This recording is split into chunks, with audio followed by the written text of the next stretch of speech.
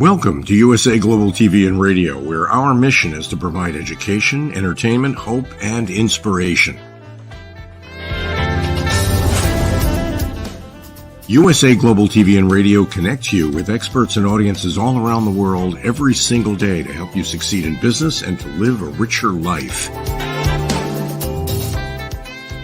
Visit us at usaglobaltv.com to learn about career and life-changing training and mentoring programs like the Listening Mentor. Subscribe to our newsletter to stay informed about our special programs and offers.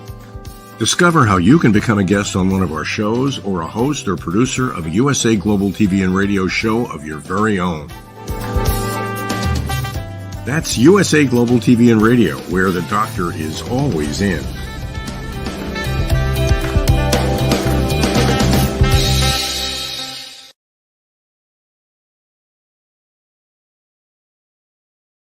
Good morning, good afternoon, good evening. Welcome home to USA Global TV and Radio, where we provide world-class education, inspiration, and hope. I'm Dr. JACALYN KERBECK, and it is absolutely my pleasure and privilege to be here today for another exciting episode of our show, Elegance, Polished Demeanor, and Posh Living, starring Zane Carson Carruth. Zane has accomplished so much in her life. She is an international, world-renowned author. She's also a protocol expert when it comes to etiquette and manners.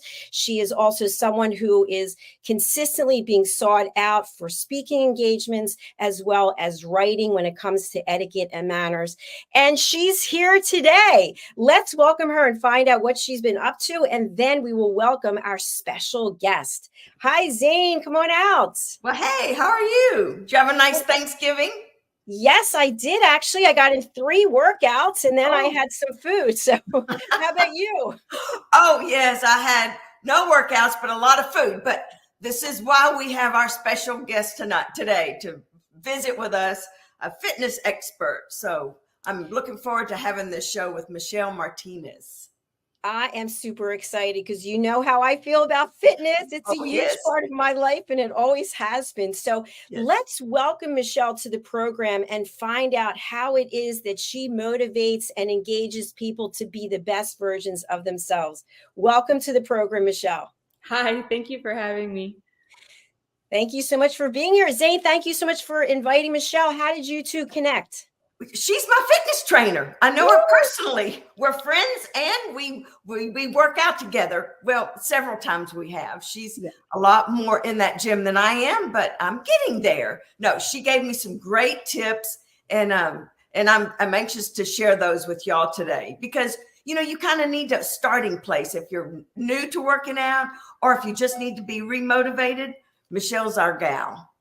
Thank you so much, Zane. And Zane's a shining example of how effectively you can use a personal trainer. She doesn't use me all of the time, but whenever she wants to freshen up her skills or try something new, she doesn't hesitate to reach out.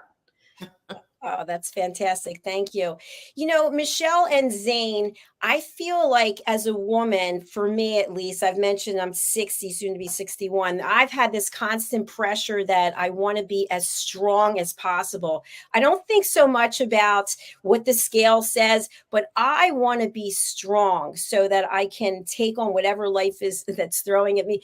But people don't always look at that. They look at, I want to be thin. I want to be as thin as possible. So what do you think, Michelle, about the fact that we've seen it on television? I'm not saying it's as much as it used to be, but when we're setting goals, is it strength or is it weight or is it inches? What is it we're supposed to focus on? I would love for everyone to put more emphasis on performance. You find that one thing that you wish you could do or that you want to do better and just focus on doing better at that. As you progress over your fitness career or your fitness experience, your aesthetic will change. It's like anything. If we spend too much time fixated on one thing, then we miss the forest for the trees, right? So focus on performance and focus on seeing your body get stronger. And over time, you'll notice your clothing will fit better as well. Excellent. And that's why that I hired Michelle, because I just wanted to lose weight. I just wanted to be thinner. I wanted my jeans to fit better. But I have found that the more I work out and I do the weight training and the treadmill and all that, the more motivated I am to become stronger. I mean, it plays on one another. You start one way, but then you end up going the best route for your body is what I have found. Right. And then you also kind of have to tiptoe around that, stepping outside of your comfort zone. You know, if you stick around to the things that you feel most comfortable with, eventually you're going to plateau or you're going to fall flat.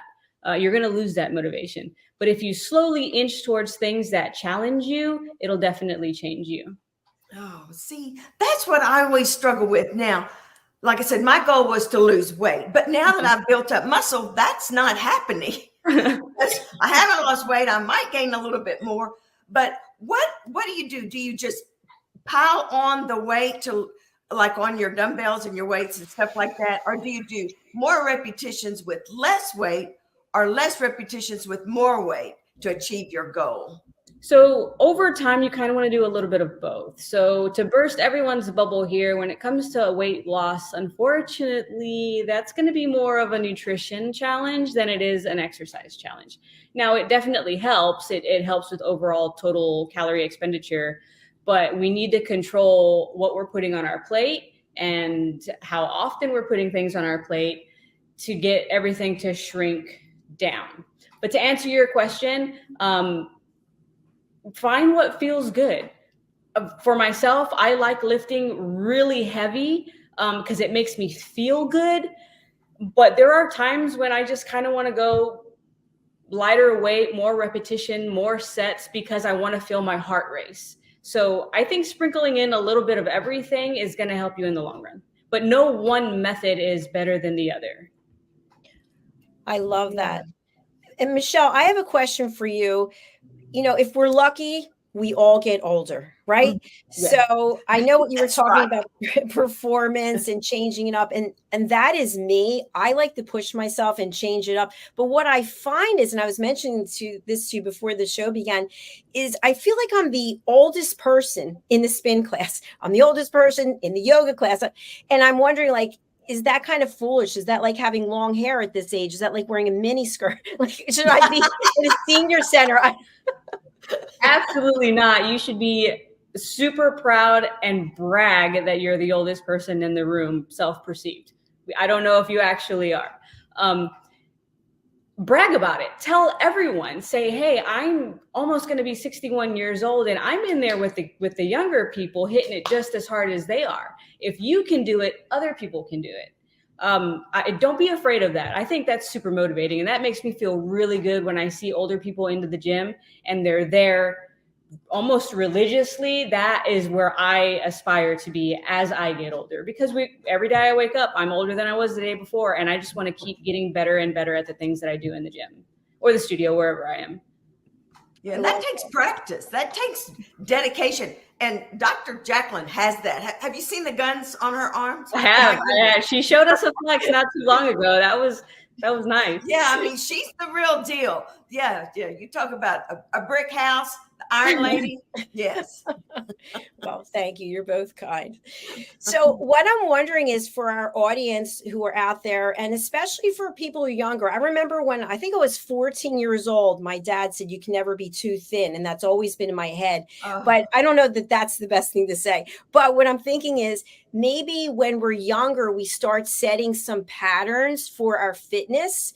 What do you think about that, Michelle? What age, if there's anything that you can think of that, when you're this age, maybe you're too young to start lifting weights, but what comes to mind when you think about getting someone engaged emotionally, physically for a training program?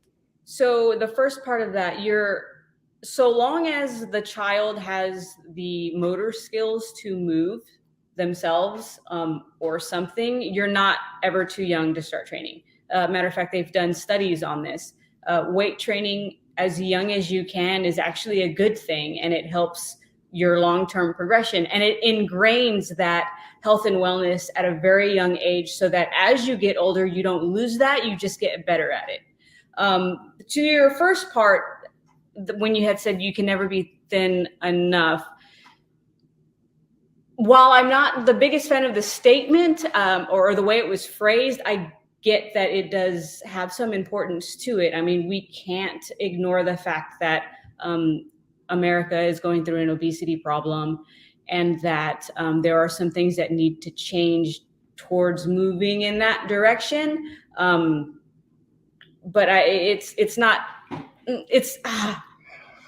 because as somebody who has kids, it's something that it's hard to want to talk about, because you don't want to create negativity associated with aesthetic, but you do want to promote health. And there is some positive correlation between having a smaller waistline and being healthy. That's a generalization, not to get into the weeds of the nit and gritty of it all.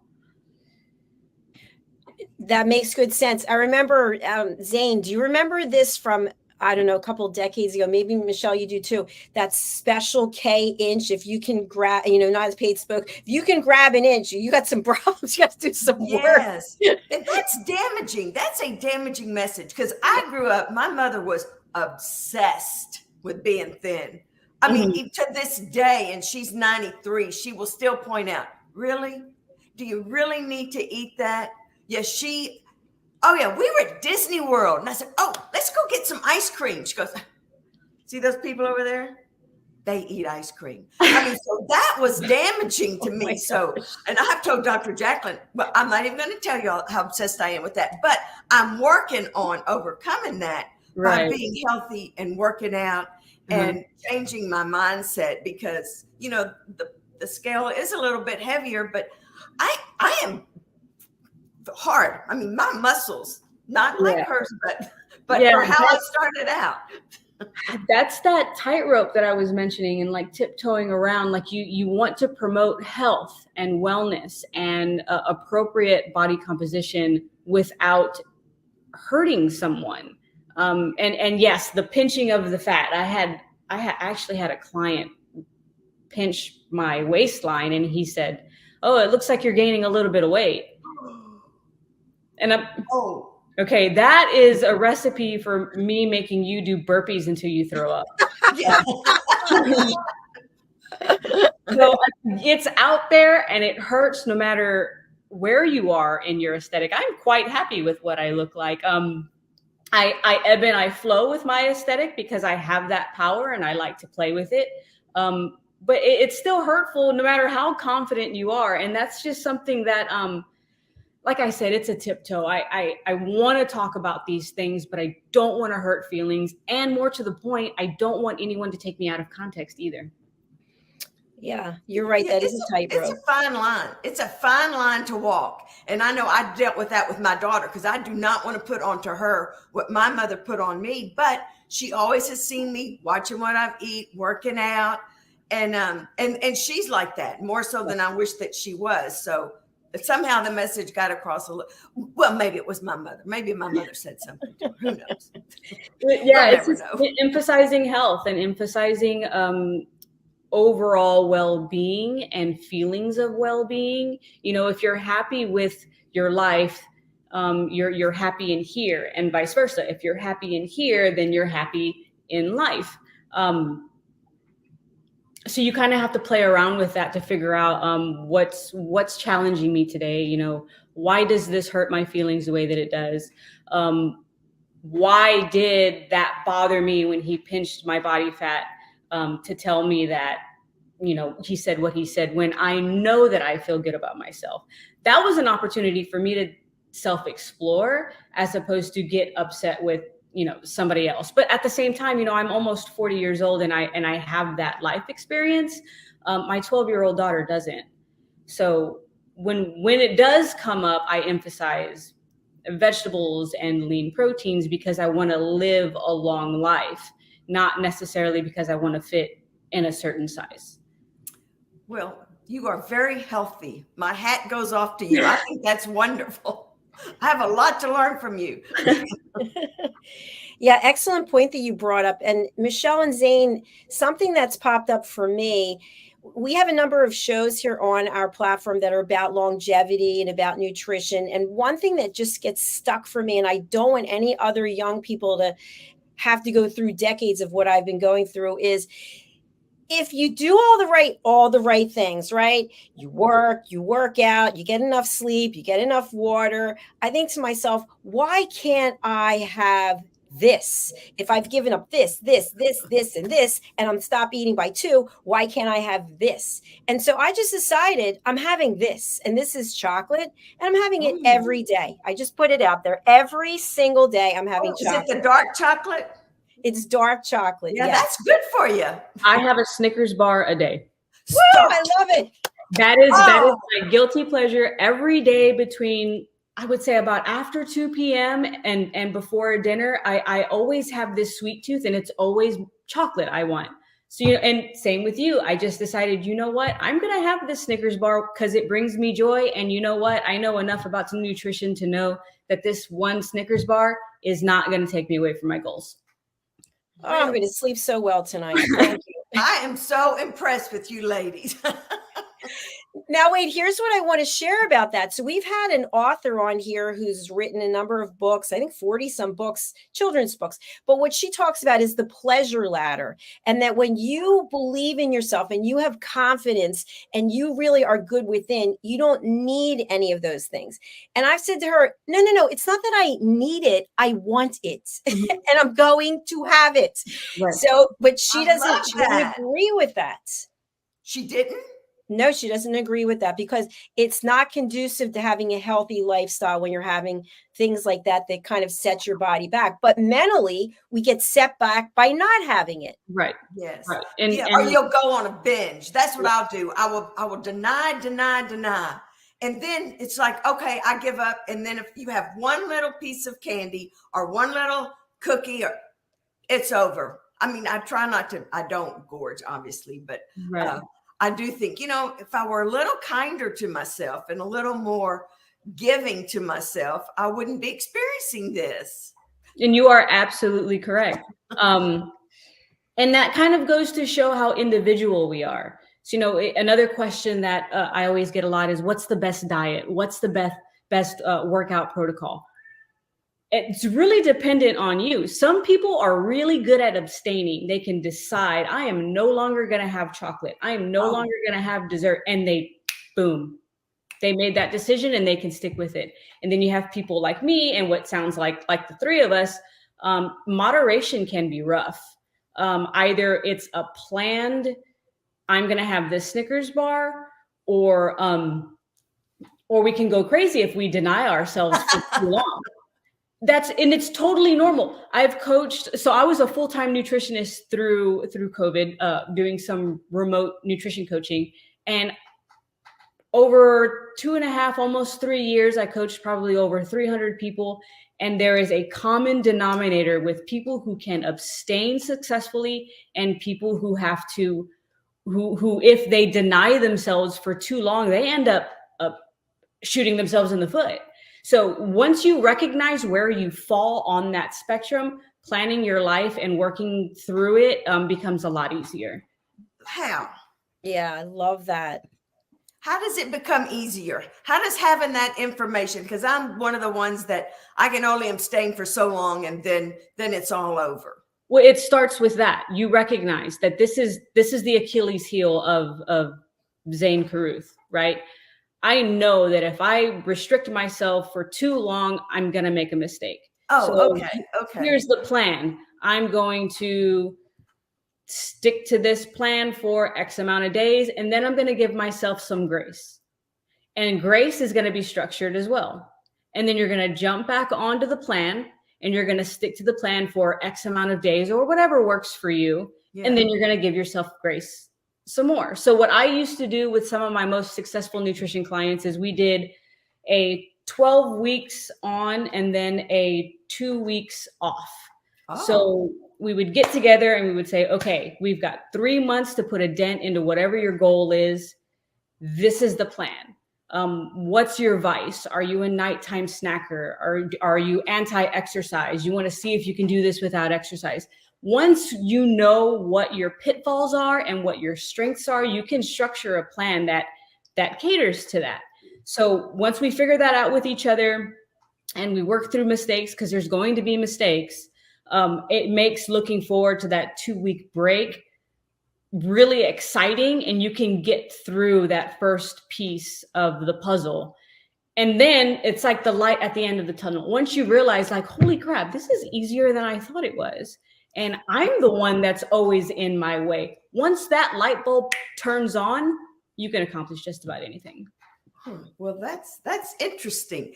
That is very interesting. Now, you hear a lot about cheat day. Oh, today's my cheat day. Mm-hmm. Is there anything to cheat days? Is there any truth to that? I don't subscribe to cheat days because, again, it comes back to what's in here, right? The psychological aspect of it. Why are you cheating on anything? Cheating is negative. That's a bad thing. Yeah. Either you're going to commit to something or you're not. Just plan it in there. If you know you have an anniversary coming up and it's right in between when you want to have a weight loss goal, plan your calories around that anniversary dinner or dessert or whatever it is. Just work with it, not against it. If you go against the grain, you're just going to tease yourself to the point of wanting to give up.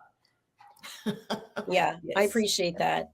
And I have a question for you. And I know there are other people out there who are like this, or maybe I'm just there alone, but I live and die by this watch. Okay. This watch, it's time to stand. I'm like, I am standing, but how many calories are you? Okay. Your ring. I love it. What? I want to hear about that ring when Dr. JACALYN's finished. Go ahead. Yeah.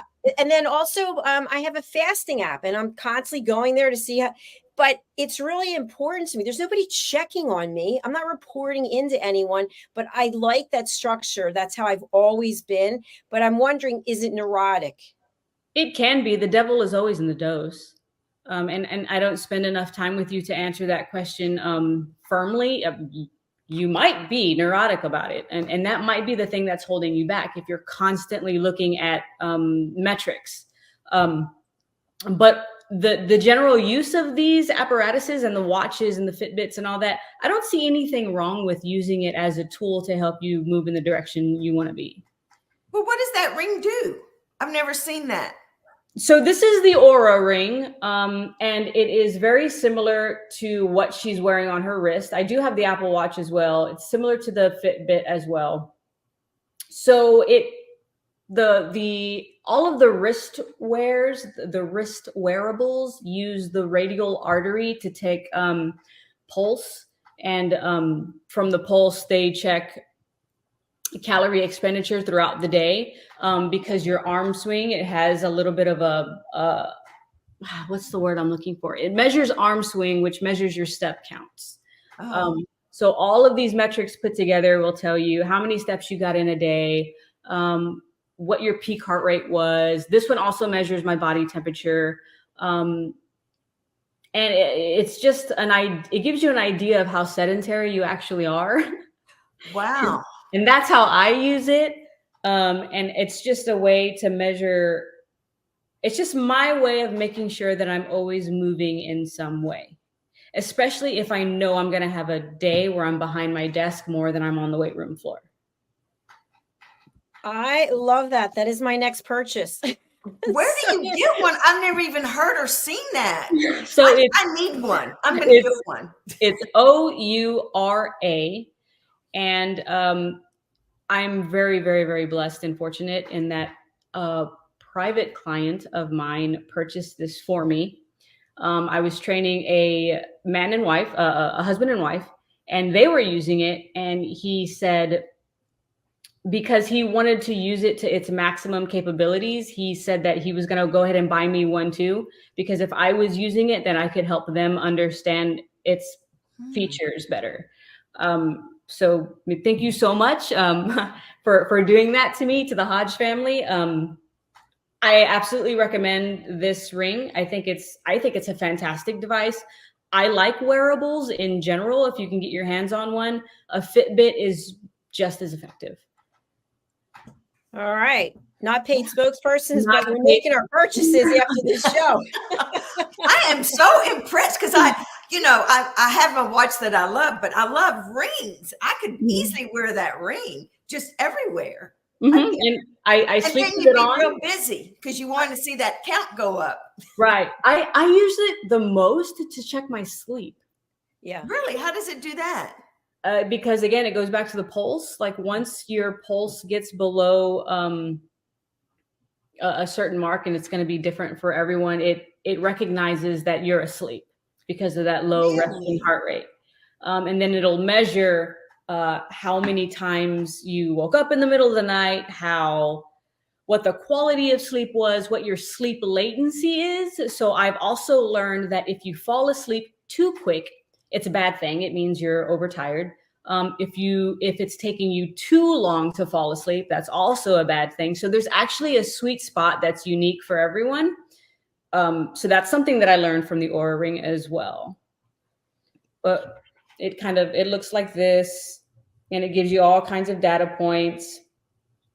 You can connect with family members, and I'm connected to that family still, and I pay attention to their activity levels, and I shoot them text messages when it looks like they're too sedentary. Get off the couch and do something. No, I love it. Michelle, I want to ask you something about personal training for people who are out there and they're in the Houston area. They're looking for a trainer. You mentioned burpees. I mean, to me, I hate them, but I would love it. What I'd be like, is that? Michelle, if I could possibly die, I want it to be today on your watch. But some people don't want that. They want to come in. They want to walk around. They want to tell you their life story because you're part psychiatrist as well. Mm-hmm. So how do you gauge what the workout's going to look like for somebody who's a warrior versus somebody who's like, I'm just put on this new outfit? What do you think? Yeah. And this is personal opinion, but I think some of the best personal trainers, hairdressers, bartenders, we have a gift, and we can read our clients very well. I mean, I have a handful of clients that I know as soon as they walk in through the door, this is going to be more of them chatting than it is of us working. And in my opinion, a good personal trainer is going to work with that.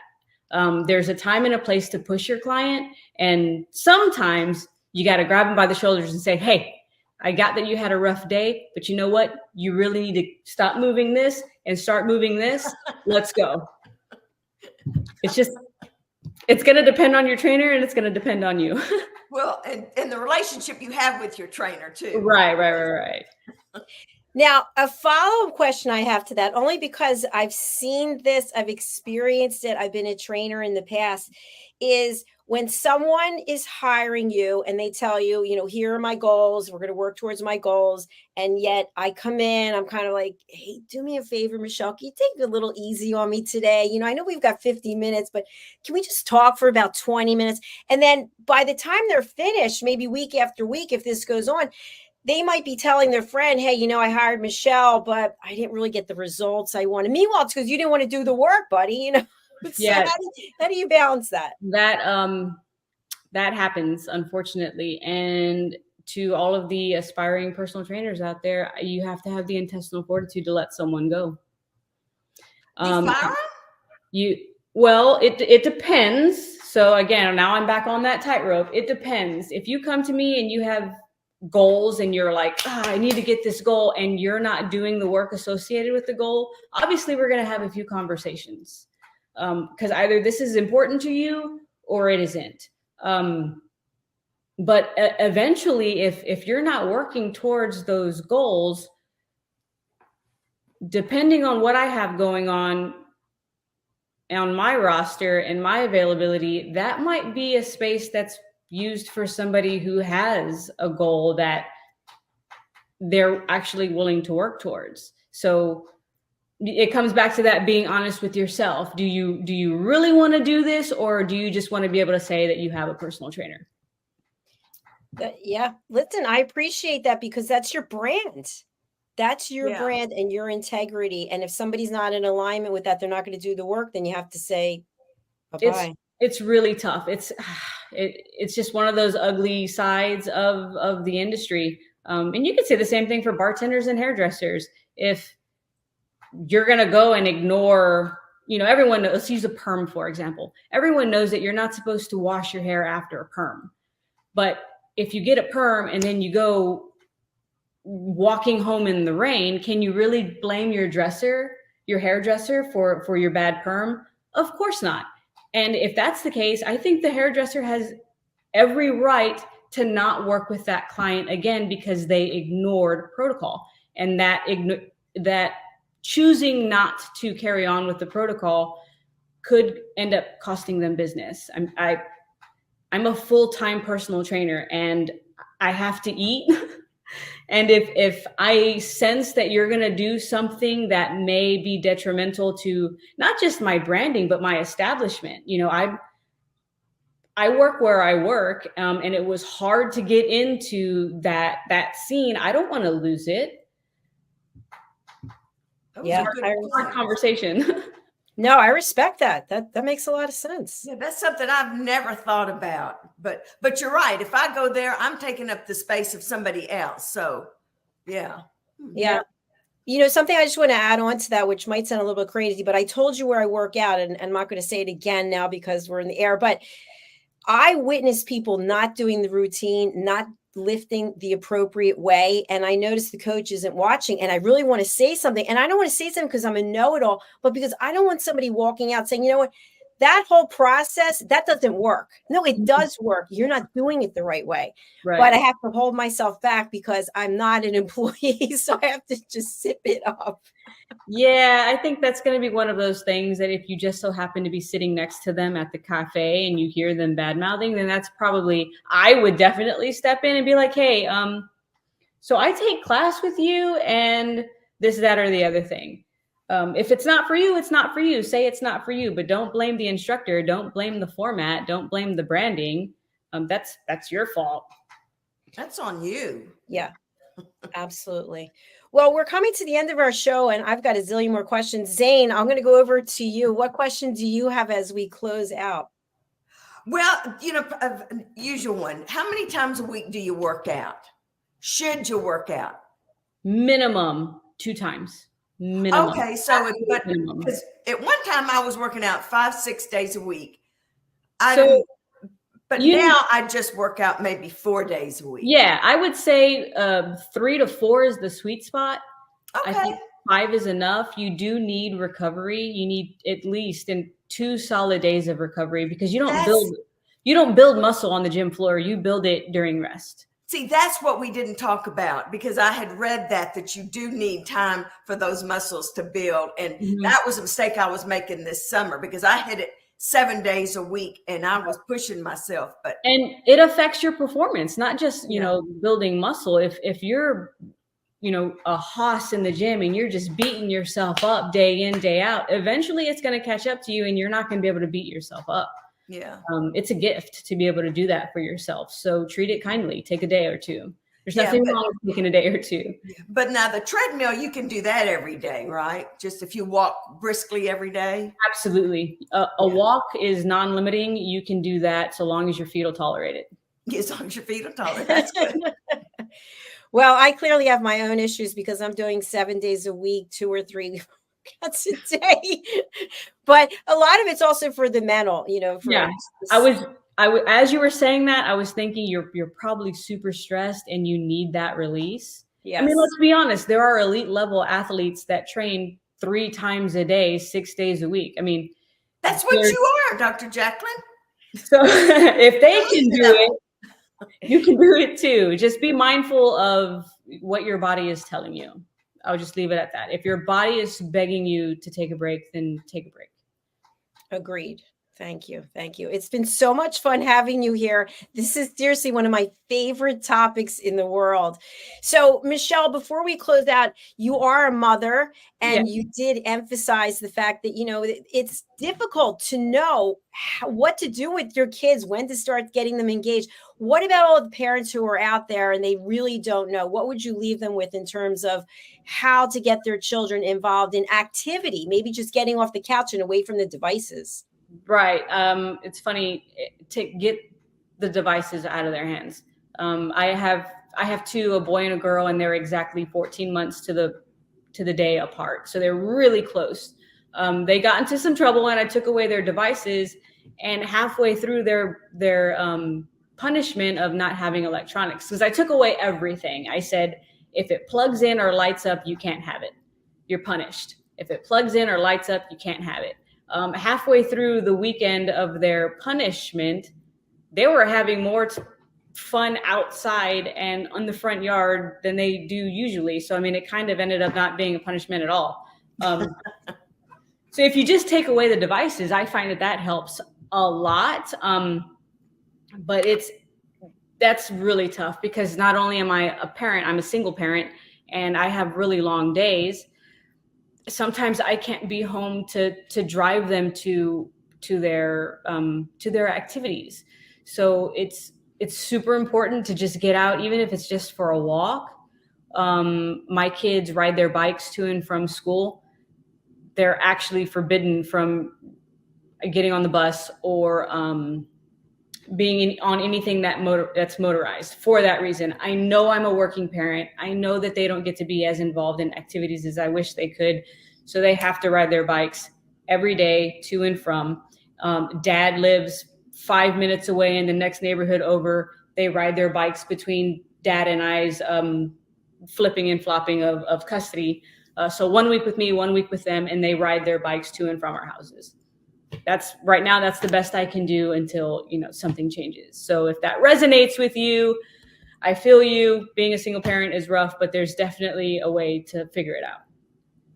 Yeah, that's good advice. That's very good advice. Yeah, thanks for the transparency. And just on the opposite end, I've seen this on a number of television shows. I don't have any kids. I haven't seen it myself, but what about the families where they've got the kids' activities? Boom, boom, boom, boom. You're going to go to ballet. You're going to go to this. You're going to go to the kids like, what? I just want to play as a kid. No, you got to do all these things. What about that kind of philosophy?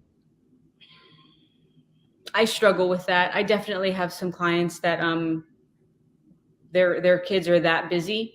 So for myself, it's really hard to make a judgment based on what I see, because what I see is just the tip of the iceberg, I'd like to think that the teenagers or the kids are happy, and that so long as they're happy doing all of those events back to back, then leave it be.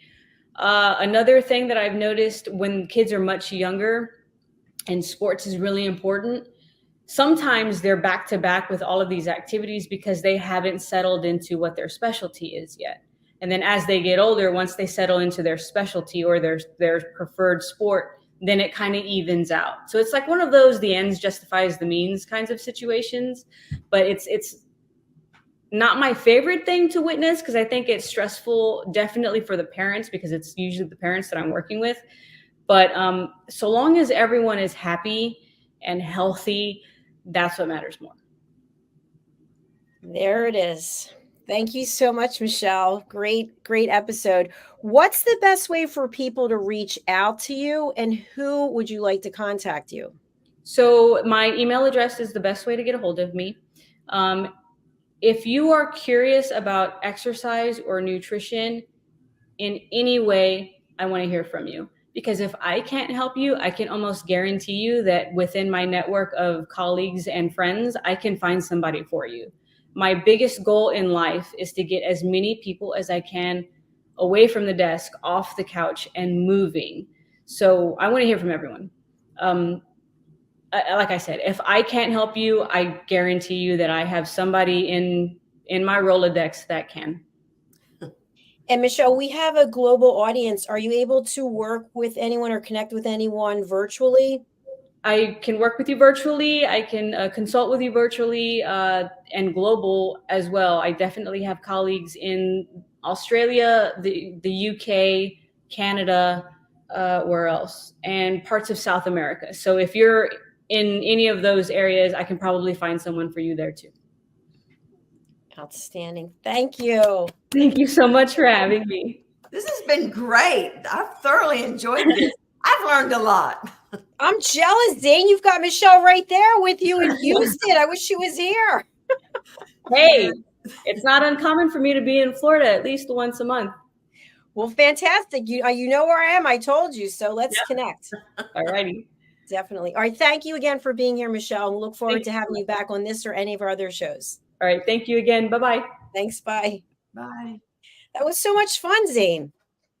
I think this has been probably the most enjoyable session that I've had because, who doesn't think about exercise and dieting and have all these questions? So cheat days really aren't real, huh? I hated to hear that. But to Michelle's point, it makes a lot of sense because cheat has a negative implication. And Yeah. once we start thinking about negative things, then it's not a You just path we want to go. just gotta plan that snack in there. Right. Yes. Well, So that's what what she's I try to doing. do. And What? that's what I'm doing. So what are you going to bring into your daily routine when it comes to food? Do you have something that's special to you? No, I'm a sweets eater. I like sweets. So I try to go a week without eating any sweets, and then I'll have something. But yeah, so I don't know. But Well, what if you just had some kind of sweet each day? Just something so you weren't depriving yourself. then I'd probably not be able to fit in my clothes. I don't know. I'm scared. Instead of having an entire pie, just Oh have no, I'm just talking about having a piece of pie, maybe once just have a a week. piece of pie. I don't know. I'm having chocolate every day, but I told you I'm doing all these other things. But I think that's wonderful. Yes, semi-sweet chocolate. Yes, good for you. Because you know what, and you and I have discussed this, and then we'll close out. But this is the life we have. This is the time we have. This is the gift that we have. And if we're always putting everything off till tomorrow, till next year, no, I'm wearing my jewelry, I'm doing my stuff, and I'm eating my chocolate, and I'm doing it now. I'm not waiting for a special thing to happen because I might not be here for it to happen. Well, there are no guarantees. I mean, You're right. And you're right when you say this is our time. This is it now. This is all we're guaranteed is today. We know that. But anyway, it was a great show. I enjoyed it. And I enjoyed visiting with you about it. Absolutely. I've had fun with you as well, Zane. What's coming up for you that our audience needs to know about? Well, I have been on KHOU TV for an etiquette episode, and they've just booked me for another one before Christmas. So that's fun. That's Channel 11 here in Houston. And then I just finished my last book. Abella meets an almost racehorse. He has an abscessed tooth and she fixes it. It's a cute book. And then I'm just working on promoting my other books. My last book, Abella Gets a New Hairdo, is doing real well. I'll show you the cover. We're talking about perms. See, she got a perm. Yeah, I love it. Beautiful. Perm gone wrong, but you know, she's a trooper. She figures out, okay, well, I can fix this. But anyway, that's what I'm doing. Just doing my books and working out and just trying to live my best authentic life, as they say. Well, thank goodness for that. You are such an inspiration. And here's your website. People can go over to your name is actually right there. You have it underneath on your banner here. Yes, and see that little translate? It's in 6 or 7 different languages. So for that's people new. out of the United States, you can pull up whatever language, and there you go. It's just that easy. That's fantastic. Congratulations on that. I love it. Yes, yeah, that's a nice feature. It really is. And as I mentioned before, I just love your website. It's just so engaging and so well done. Yeah, my website guys, they do great work. They are very pushy, but they do great work. Sometimes you need pushy to get this stuff done, right? Oh, well, they are pushy. But anyway, that's why I have every bells and whistles, because they are pushy. Well, I personally really like it. I'm like, what's their number? Can you give it to me? So thank you. I will happily share that with you. Thank you so much. All right, Zane, that's another episode that we have. It's been fantastic, so much fun. And I'm going to leave again the last word to you. Who would you like to contact you, and what's the best way for them to do that? Well, anyone who wants to buy an Abella book, I would love for y'all to contact me at zanecarruth.com, or you can go onto the website World's First Tooth Fairy, or if you would like an article written about etiquette for the holidays or any days, or if you'd like to have me on your show, I'm happy to do that, to impart my wisdom. But anyway, I'm easy to reach, zanecarruth.com or worldsfirsttoothfairy.com. I look forward to hearing y'all. And also, if there's somebody you would like to see on our show, some sort of professional person you'd like, I'm happy to track someone down and do that too. So, and that's always fun because we're always looking for guests. Absolutely. We are just connected with a couple of new people in the United Kingdom who are going to be joining us. So that's exciting. So we love to have new people who've been here before. If you want to share your story, please do reach out. All the contact information is in the notes here. So Zane, thank you again. Thank you to Michelle, and thank you everybody for being here. We really do appreciate you, and we'll look forward to seeing you again next month. It's the first Thursday of each month at 7 p.m. Central Time, 8 p.m. Eastern Time, which is, what time is it? 1 a.m. in the UK. All right. There you go. Well, you have a Merry Christmas. Merry Christmas, everyone. Bye for now. Bye. This program has been brought to you in part by Zane Carson Carruth, etiquette and protocol expert, international award-winning author, television show host, and philanthropist. Thank you to Zane, our official diamond sponsor for USA Global TV and Radio in partnership with E360 TV. Zane is the author of The World's First Tooth Fairy Ever, as well as many other children's books. She's also the television host of Elegance, Polished Demeanor, and Posh Living, seen on USA Global TV and Radio.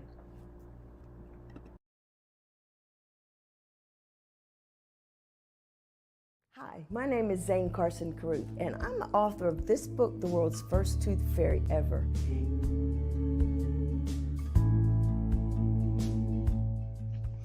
Reading is magic. Studies have shown that reading to your children lays the foundation for greater success in life. Reading helps develop language and vocabulary skills. It helps improve memory, and it encourages curiosity and inspires creativity. The benefits are immeasurable, and as a parent, you'll benefit too. In only 10 or 15 minutes a day, you'll be creating more memories and a bonding experience that will last for years to come. So take time to read to your children. Read them books about things that engage and interest them. Tales of fairies and magic fascinate children, and as everyone knows, the Tooth Fairy is at the top of the list. If your child loves magic, wands, adventure, and what child doesn't, you'll love reading them books from the trademarked series The World's First Tooth Fairy Ever. Follow along as Abella, the world's first tooth fairy, accidentally starts the tooth fairy tradition. Learn the tricks of being a professional tooth fairy in the book Abella Starts a Tooth Fairy School. Your child's imagination will soar as you read the adventures of Abella and her magic wand.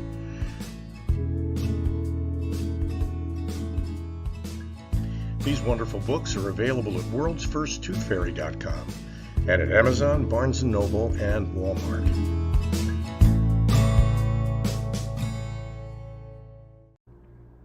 To learn more about Zane, contact her through her website, zanecarruth.com, ZANECARRUTH.com. Order Zane's books and merchandise. Contact her about being a keynote speaker at your next event.